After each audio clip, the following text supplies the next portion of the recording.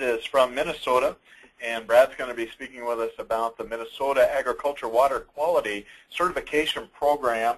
And while I load up your slides, Brad, if you've got some introductory remarks to make to the folks, go ahead and take it away, and I'll bring your slides up. Well, thank you, Ray, and I will. Just, I think the one obvious point to make is that our program does not yet exist on the ground. As we saw an introduction, where the Memorandum of Understanding establishing it was signed just over a year ago now. We've got a lot of work into it. I'm looking forward to describing that for you folks, but we are still in the development stage here in Minnesota. I can say that the legend and lore, in that short time it's already arisen around the program, however, you go to the next slide, details that folks in the Department of Agriculture and at NRCS were having some parallel thoughts, originally separately. Folks here in Minnesota were the headwaters state for a number of watersheds. We got the Red River to the north. We're kind of out here at the end of the Great Lakes, and of course headwaters of the Mississippi. So along with our 10,000 lakes, it makes the water quality quite a focus of intent here, as it does everywhere, I know.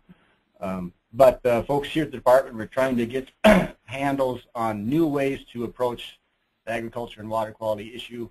We're starting to develop some ideas around what we're all calling certainty programs now, and came to find that NRCS, former Chief White, was finding some enthusiastic experience he was having with some cooperative work they were doing around Endangered Species Act listings of sage grouse, and doing certification or certainty programs out there. So both parties met each other at the right time and developed a vision for what they think that Minnesota could do to address a specific program to water quality.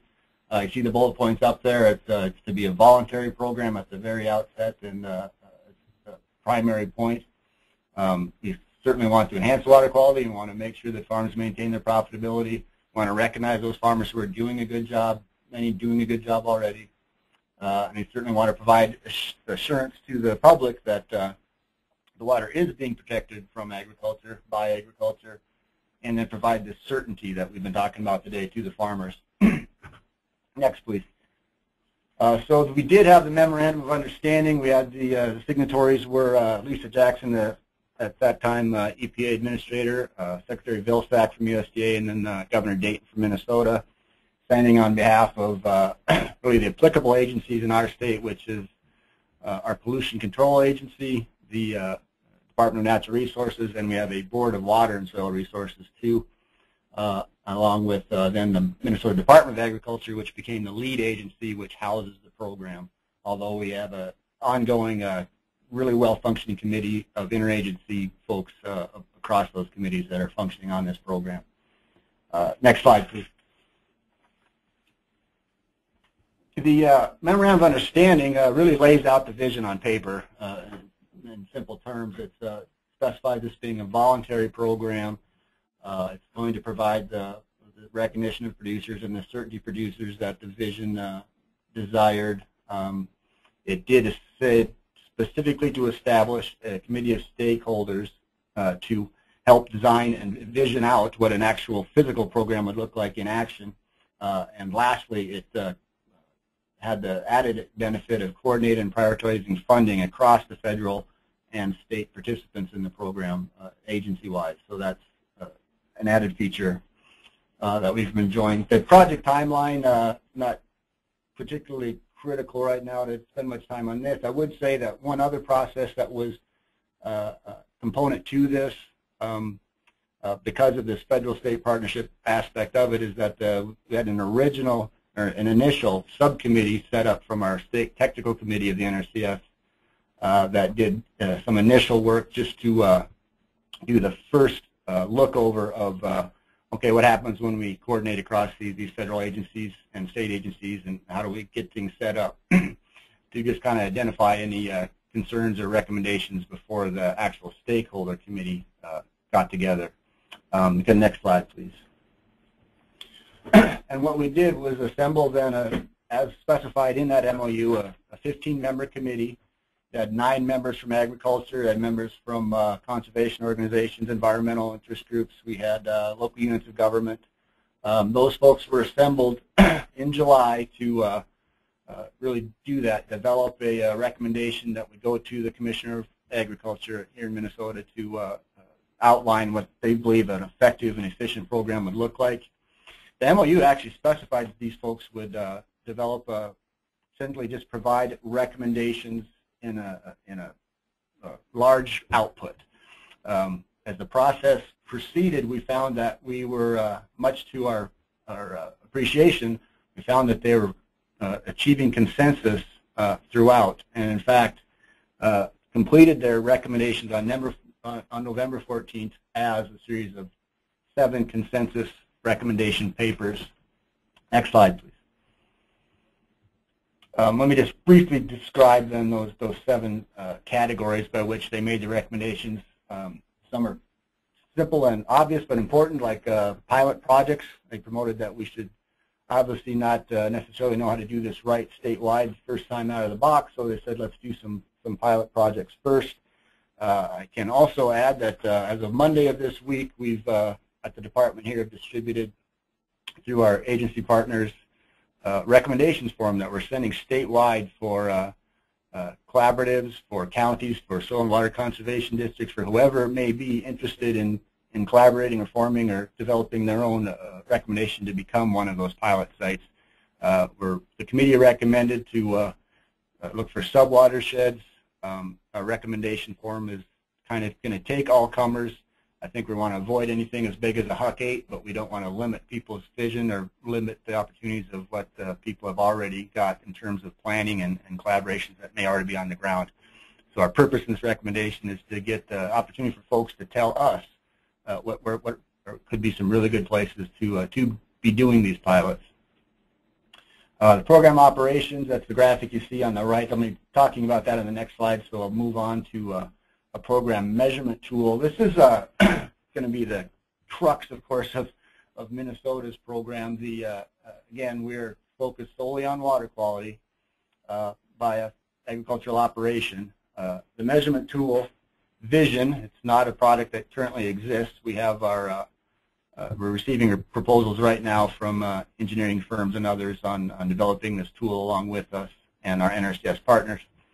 But the measurement tool will be a means for assessing essentially an individual farm operation for its management and practices as pertaining to water quality. So it will be, essentially a way for a producer to show us where they have proper buffers, where they have grass waterway, where they may be doing bioreactors in their tile lines, or maybe where they want to do those things. For that matter, it could be if their stock residue in their management practice, the rotations that they're using, you name it, as well as all the different ways that they can do things to protect the water quality. And that's what we're really particularly focused on, is not coming into with this program with a series of 6 conservation practices or something that all farmers in the state of Minnesota would be expected to do. We're just saying we're going to kind of value the conservation practices that exist.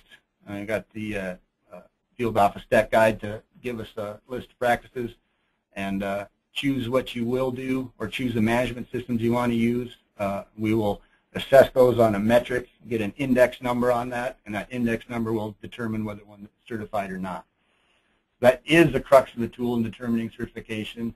The committee also made recommendations on program data management. It's important to everyone, obviously, that personal and proprietary business information be kept private. We talked about that and made sure that was a unanimous concern.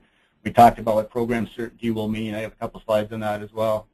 And then, since we had some real experts in the room from agriculture, from NGOs, from everyone, got the recommendations while we had them on incentives, additional incentives we could layer into the program or leverage with the program, as well as how to promote the program, given their experience in promoting efforts.